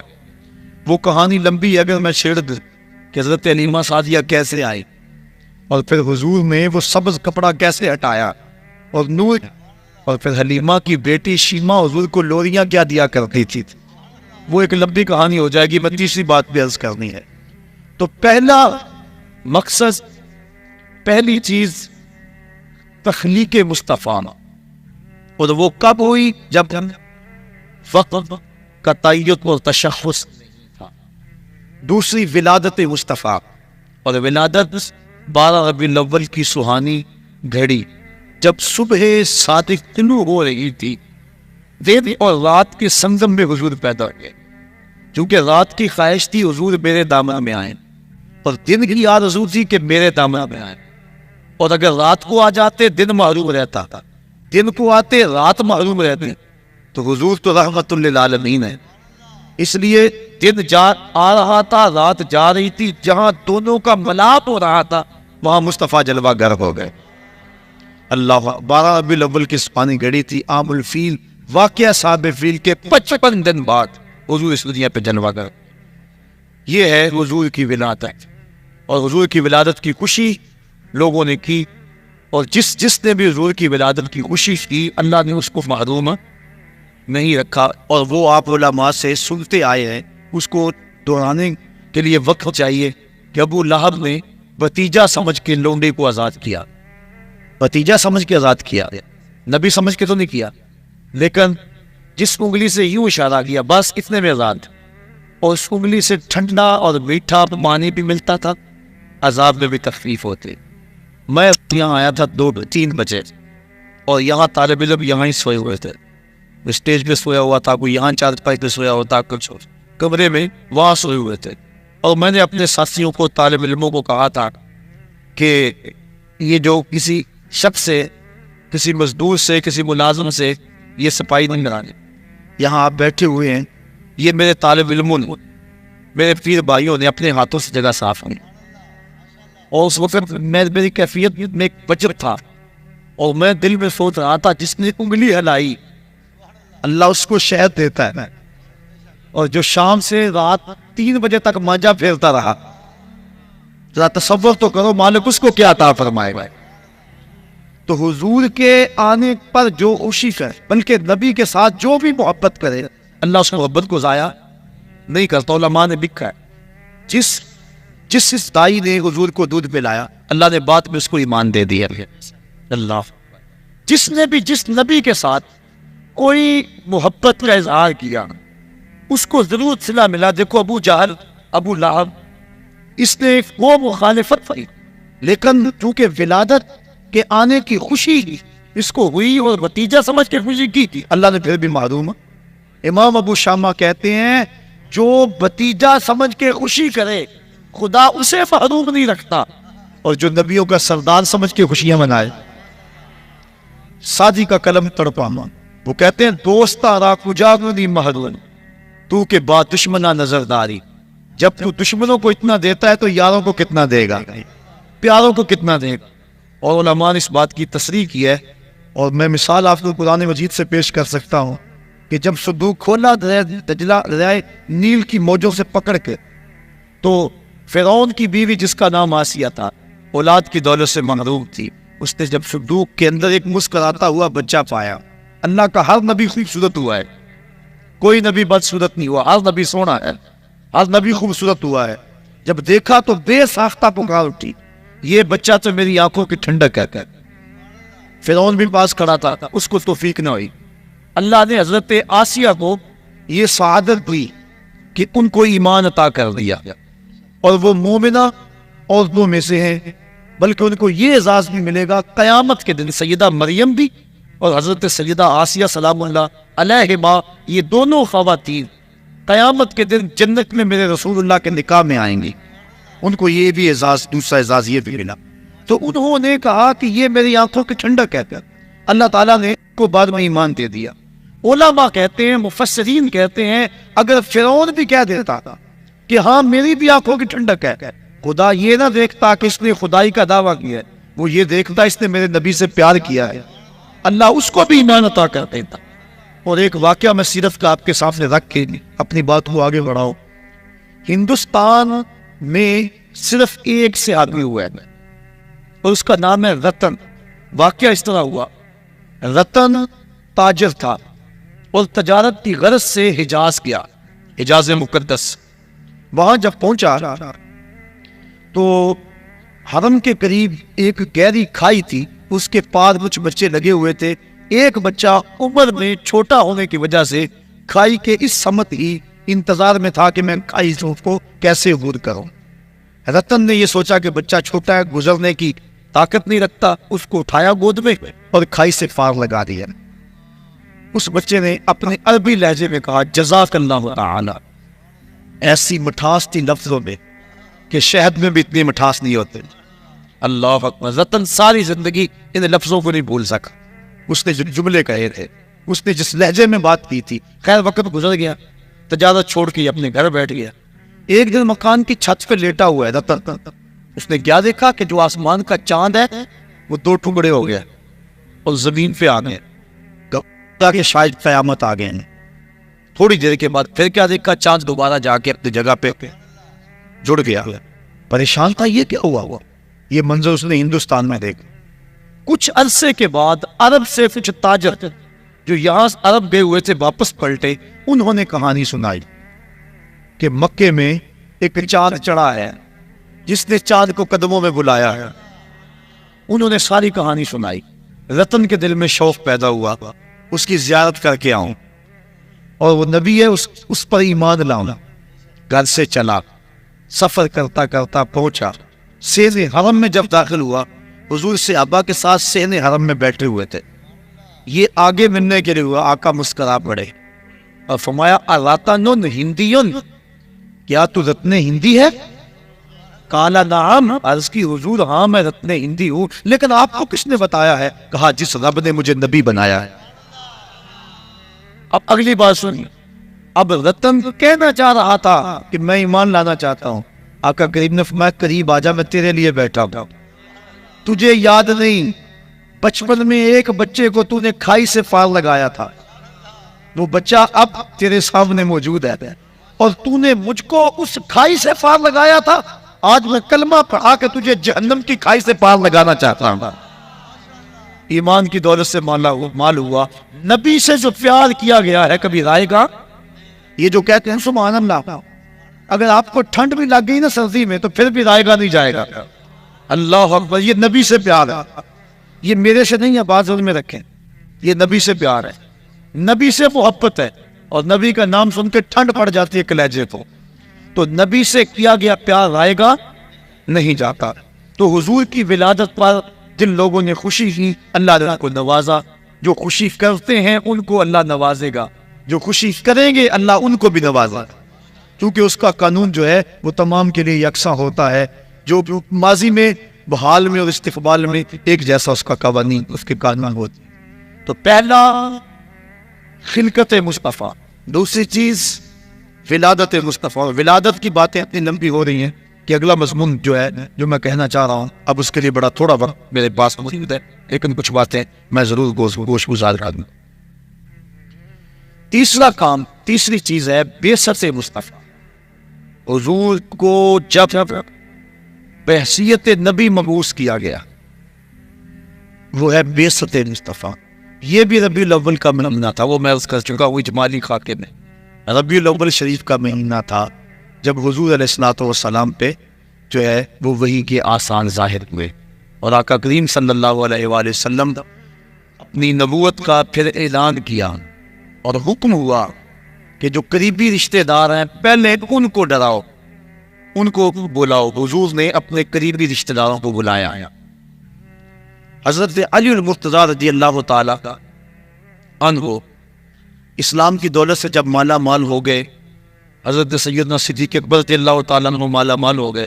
یہ قریبی لوگ تھے حضور کو دعوت دین تھی. پھر کیا ہوا کہ ایک دن پھر دعوت عام تھے، سارے قریش کو بلایا، بنو ہاشم کے لوگوں کو بلایا، اور بلا کے ان کو دعوت دینا چاہی. ان کے لیے کھانے کا اہتمام کیا، لنگر کا. انہوں نے لنگر کھایا، کھانا کھایا اور بات سنے بغیر چلے گئے. حضور نے اگلے دن پھر حضرت علی سے کہا کہ تم دوبارہ دعوت کریں. حضور کل تو کھانا کھا کے چلے گئے تھے، کہا اب کھانا بعد میں رکھیں گے، پہلے اپنی سنائیں.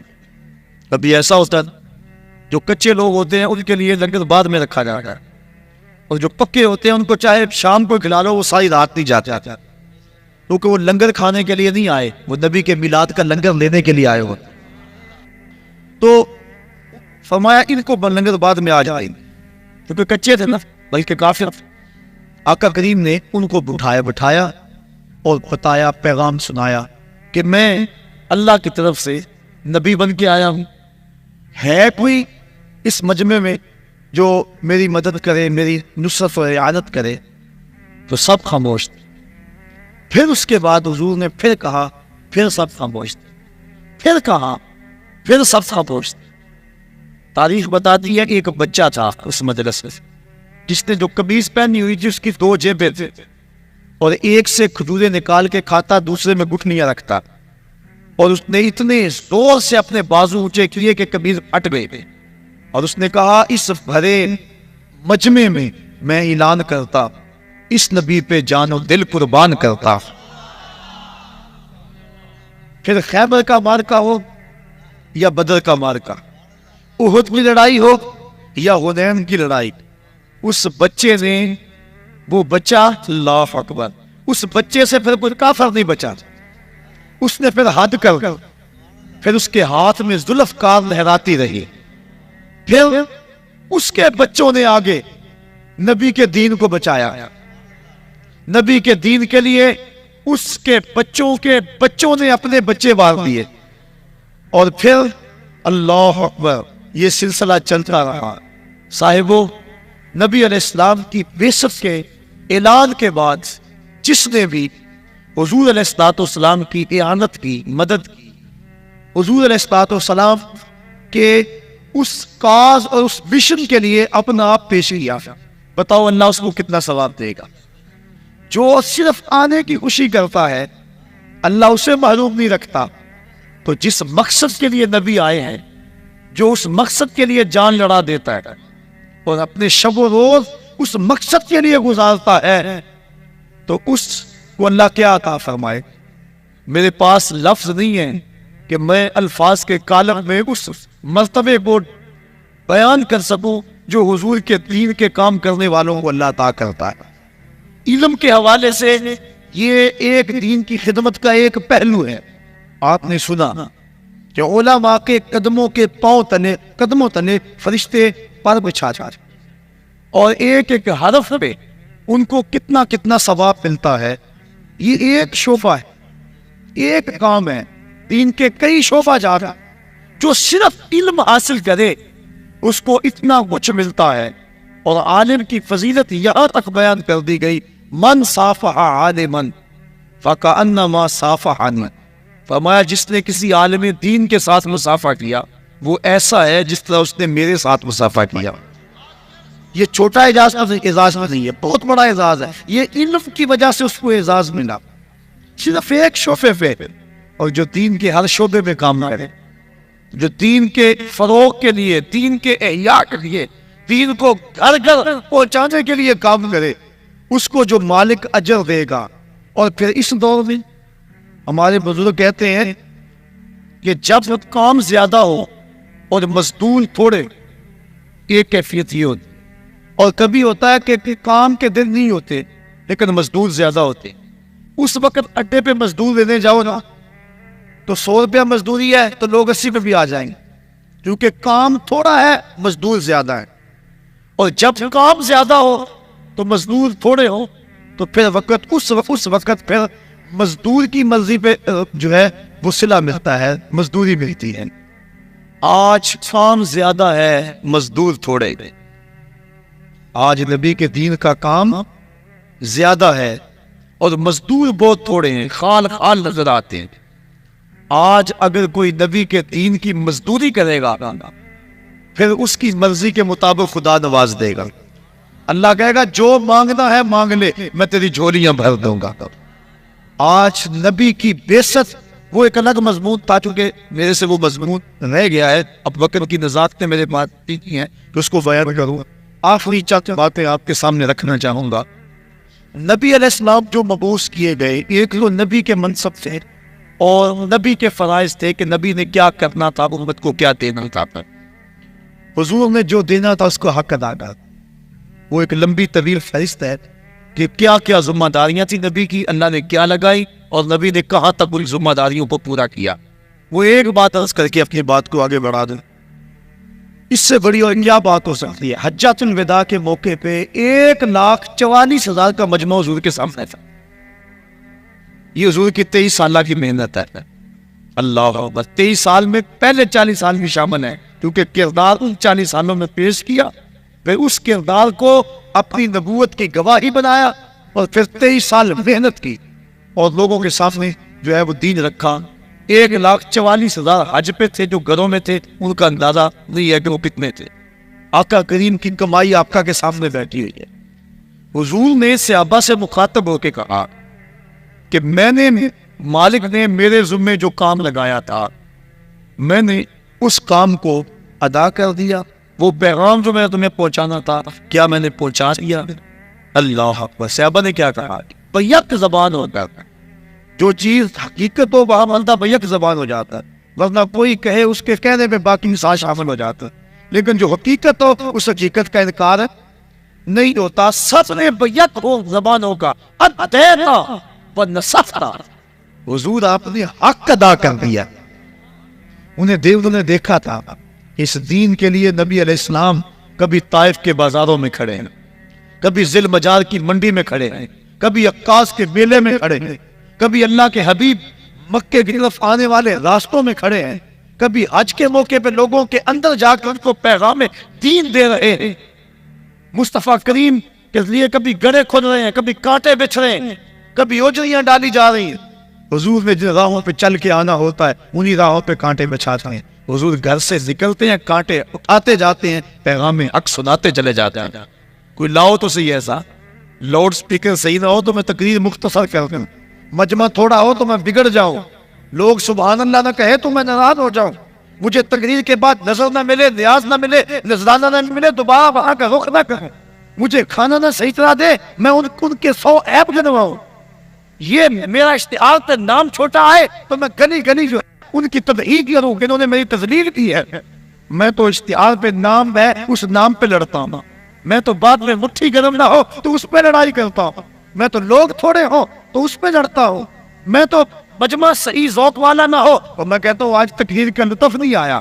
میں تقریر کے لطف کو روتا ہوں. نبی کانٹوں پیچھے ہوئے کانٹوں میں کھڑا ہو کے تبلیغ کرتا ہے تو کیوں نہ کہتے اتیتا و نصحتا. حضور آپ نے حق ادا کر دیا. پھر پوچھا دوبارہ میرے مالک نے میرے ذمہ جو کام لگایا تھا بتاؤ میں نے وہ کام پورا کر دیا کہ نہیں کر دیا؟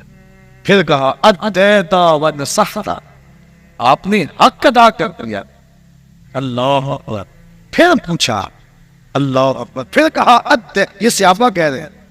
آج کا ایک مولوی جو گلی گلی جس کی کیسٹیں چلتی ہیں آج وہ کہتا ہے کہ نبی تو جزیرۃ العرب سے باہر نہ نکلے. تبلیغی جماعت والوں تم پوری دنیا کے کونے کونے پہ جا رہے کیا بول رہے ہیں؟ سنو نبی کو. تم تو کافروں کو مشرک بناتے ہو. یہ نبی ہیں. مصطفیٰ کریم کو سارے صحابہ 1.25 لاکھ لوگ کہہ رہے ہیں اتیتا و نصحتا. تو نے حق آپ نے حق ادا کر دیا. پھر آقا نے پوچھا تیسری مرتبہ پھر یہی کہا. پھر مالک نے کہا بے مالک. مصطفیٰ نے کہا بے مالک دیکھ تیرے بندے کیا گواہی دے رہے ہیں. دیکھ تیرے بندے کیا گواہی دے رہے ہیں. دیکھ تیرے بندے کیا گواہی دے رہے ہیں. اور ساتھ ہی سورہ نصر اللہ والفتح ورأیت الناس يدخلون فی دین اللہ افواجا یا الیوم اکملت لکم دینکم. یہ آیت کریمہ تھی. تو آقا کریم صلی اللہ علیہ وسلم پر یہ آیت اتری تو حضرت سیدنا صدیق اکبر پھوٹ پھوٹ کے رونے لگے. کہا کہ اب حضور علیہ الصلوۃ والسلام ہم سے رخصت ہوا چاہ رہے ہیں. اور آقا کریم نے پھر آخری جو خطبہ حجۃ الوداع کے موقع پہ جملے ارشاد فرمائے لوگوں میں تمہیں نماز کی وصیت کرتا ہوں. 2 کمزوروں کے بارے میں اللہ سے ڈراتا ہوں، ایک بیوی اور دوسرے غلاموں کے بارے میں. اور پھر حضور نے صحابہ سے مخاطب ہو کے کہا یہ جو پیغام میں نے تمہارے تک پہنچایا ہے اب اس کو آگے تم نے پہنچانا. اپنی ذمہ داری میں پوری کر چکا، اب یہ ذمہ داری تمہارے کندھوں پہ آ گئی، اب تم اس کو پہنچاؤ آگے. پھر صحابہ نے پہنچانے کا انہوں نے بھی حق ادا کیا. تابعین نے بھی حق ادا کیا. ایک مجاہد گھوڑے کی باغ پکڑے ہوئے اللہ کے دین کی دعوت دیتا ہوا بڑھ رہا ہے. حتیٰ کہ دلدل آ گئی، آگے پانی آ گیا. اس نے گھوڑے کی پاک وہ کھینچا اور آسمان کی طرف دیکھ کے کہا میرے مالک میرے تو جذبے جوان تھے، کیا کروں تیری زمین ہی ختم ہو گئی. انہوں نے حق ادا کر دیا، تبلیغ کا حق ادا کر دیا، دنیا کے کونے کونے پہ پہنچے.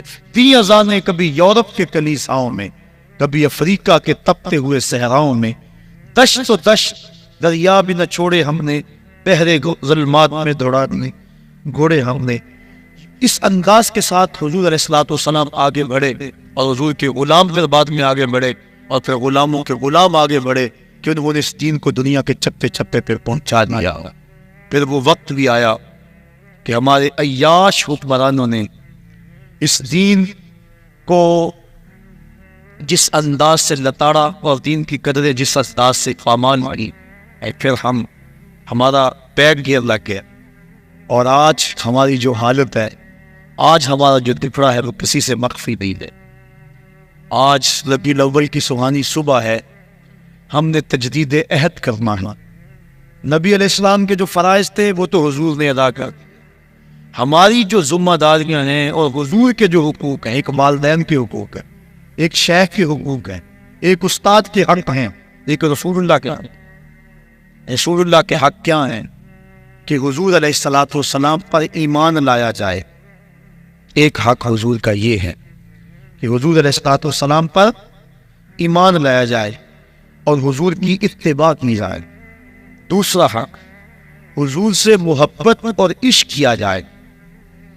اور تیسرا حق حضور کی تعظیم و توقیر کی جائے. اور چوتھا حق حضور پر کثرت سے درود پڑھا جائے اور حضور کی چوکھٹ پہ حاضری دی جائے. اب حضور پر ایمان لانا اور حضور کی اتباع کرنا، الحمدللہ ہم سب اہل ایمان ہیں، یہ اللہ کا شکر ہے. اتباع والا معاملہ کمزور ہے. آج ابھی مجھ سے قبل اسی اسٹیج پہ بات ہو رہی تھی کہ آج ہم نام تو حضور کا لیتے ہیں، لیکن شکل و صورت سے لے کر لباس تک، وضاقتہ سے لے کر اپنی عادات تک، اپنی شادی بیاہ کی تقریبات کی رسوم سے لے کر اپنی زندگی کے کاروبار کے ہر مرحلے تک ہم غیروں کے طریقوں کو، ان کے انداز کو اپنے گلے سے لگائے ہوئے. آج تجدید عہد کا دن ہے. میرے سامنے یہ جو ہزاروں لوگ موجود ہیں، میں کبھی کبھی تو ان حالات کو دیکھ کر مایوس ہو جاتا ہوں. جو کچھ دنیا پہ ہو رہا ہے، اللہ کی رحمت سے مایوسی کفر ہے، یہ بات ذہن میں رکھیں، لیکن افراد سے مایوس مت ہو سکتا ہے. کبھی کبھی ہو جاتا ہے. اور وہ کیا کسی شاعر نے کہا، خون کے دل آنسو ہوتا ہے. اور میں وہ ایک شعر پڑھا کرتا ہوں فارسی کا جس کا مفہوم یہ ہے، جب بہار نہیں تھی، جب بہار تھی اس وقت اب نہیں تھے، اور جب ہم ہیں تو بہار نہیں ہے، اور جب ہم نہیں ہوں گے پھر بہار آ رہا ہے. ہم جب سے ہوش سنبھالا ہے مسلم اذیت سے گزر رہی ہے. اور کبھی کبھی یہ دکھڑا زبان پہ آ جاتا ہے، مرا اے کاش کے مادر نہ زادے، کاش کہ مجھے ماں جنم نہ دیتی. اور یہ دکھڑے، یہ مصیبتیں اپنی آنکھوں سے جو دیکھ رہے ہیں، سقوط کابل بھی ہم نے اپنی آنکھوں سے دیکھا، اور سقوط بغداد بھی ہم نے اپنی آنکھوں سے دیکھا. کشمیر میں لٹتی ہوئی عزتیں اور پامال ہوتی ہوئی عصمتیں، یہ روز کی کہانیاں ہمارے کان سنتے ہیں. فلوجہ کی گلیوں میں جو کچھ ہوا وہ بھی کسی سے مخفی نہیں ہے. ساورا کل پر جو قیامت توڑی گئی وہ بھی کسی سے مخفی نہیں ہے. نصف صدی سے فلسطین کے اندر جو خون کی ہولی کھیلی جا رہی ہے اور جو مسلمانوں کو اذیت کا شکار کیا گیا ہے وہ بھی ہمارے کلیجے چیر رہا ہے. تو انسان کئی دفعہ پریشان ہو جاتا ہے کہ میں کیا کروں، میں کر بھی کیا سکتا ہوں. مختصر سا قافلہ ہے میرے پاس، لاکھوں نہیں، ہزاروں نہیں، صرف سینکڑوں لوگ ہیں. لیکن پھر جب میں اپنے محبت کرنے والوں اور ان کی پگڑی کے ایک ایک تار میں وفاؤں کے بندھن دیکھتا ہوں تو میری مایوسی ختم ہو جاتی ہے. میں کہتا ہوں ہم کیوں یہ کہیں کہ مرا اے کاش کے مادر نہ زادے. ہم بے شک تھوڑے ہیں، میرے ملنے والے بے شک کم ہیں، لیکن ہیں با وفا، ہیں محبت والے.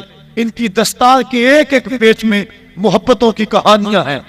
اور میں کہتا ہوں ہم میدان میں آئیں گے، پہروں بھر میں گونجیں گے، اور ہم تھوڑے بھی ہو کر ایک وقت آئے گا ظلم کی آنکھوں میں آنکھیں ڈال کے بات کریں گے اور ایک وقت آئے گا کہ اس دین کی سربلندی کے لیے مصطفی فقیروں کا ایک کردار ہوگا.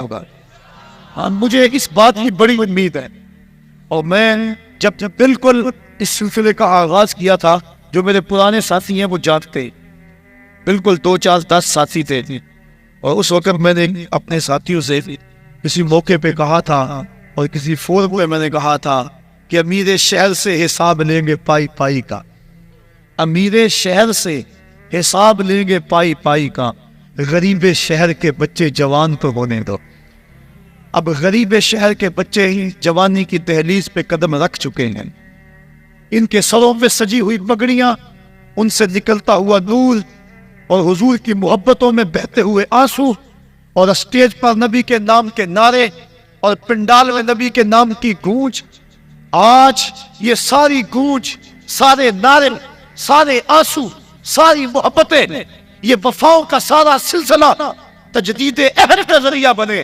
اور آج کے بعد حسب ثابت بھی میں نے 10 محرم کو جو وعدہ لیا، اور اس وعدے کے نتیجے کے اندر میں نے جگہ جگہ درس قرآن کے پھیلے ہوئے نیٹ ورک اور درس قرآن کے جگہ جگہ پھیلے ہوئے سلسلوں میں دوستوں کی محبت، ان کی دیوانگی اور ان کا پیار دیکھا. اور آپ یقین جانیے گا کہ اگر 2 گنا حاضری نہیں ہوئی تو 1.5 گنا حاضری ضرور ہو گئی.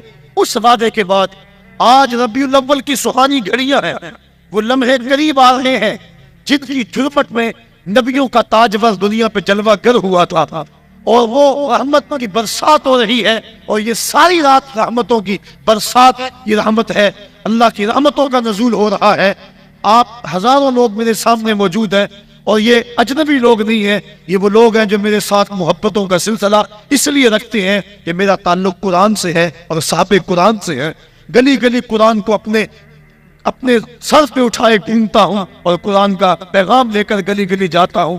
10 محرم کو ایک وعدہ لیا تھا اور پورے زور سے آپ نے اس وعدے کا جواب دیا، اور لوگوں نے اس وعدے پہ لبیک کہا، اس کا اپنی اظہار بھی میں نے دیکھا.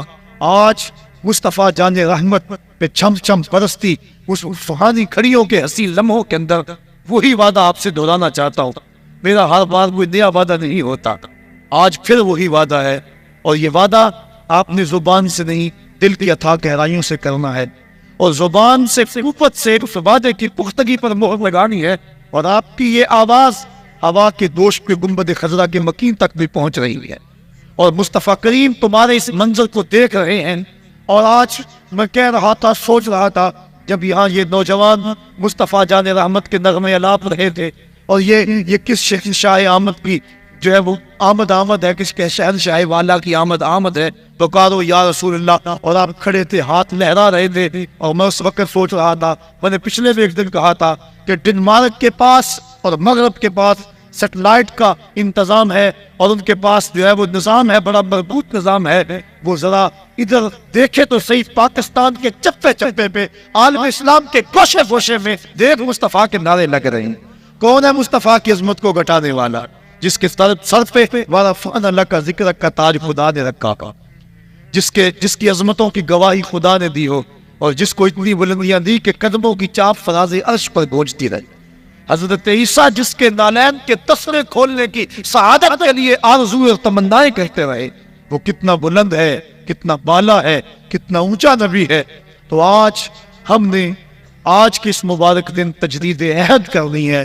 آج کے بعد ہم نے اللہ رسول سے وعدہ کرنا ہے، ہم جیئیں گے تو اللہ کے لیے، ہم مریں گے تو دین کے لیے، اور زندگی کی آخری سانس تک رسول اللہ کے وفادار ہیں. یہ آج ہمارا تجدید عہد ہے. آج دوبارہ ہم یہ وعدہ کرتے ہیں، اور یہ وعدہ آپ میرے سے نہیں کر رہے ہیں، اور یہ وعدہ میں بھی کر رہا ہوں، وہ میں آپ سے نہیں کر رہا، میں اور آپ دونوں مصطفیٰ جان رحمت سے وعدہ کر رہے ہیں. آج جو کچھ ہو رہا ہے اور جو ضرورت ہے، میں پھر وہی بات کہوں گا، میرے رسول کے غلاموں، مصطفیٰ کو دین کے لیے مزدوروں کی ضرورت ہے. کیا مصطفیٰ کے دین کے لیے مزدوری کرو گے؟ کیا 8 گھنٹے ڈیوٹی دو گے یا 24 گھنٹے ڈیوٹی دو گے؟ آج ان ہواؤں کو، ان فضاؤں کو، شہر کے لمحوں کو اور گنبد خضرا کے مکین کو گواہ بنا کے اپنے مالک سے وعدہ کرو کہ میرے مالک، ہم تیرے دین کے لیے جو ہے وہ ڈیوٹی کریں گے، تیرے دین کی مزدوری کریں گے. ہم جیئیں گے تو تیرے لیے، ہم مریں گے تو تیرے دین کے لیے، اور زندگی کی آخری سانس تک تیرے رسول کے وفادار رہیں گے.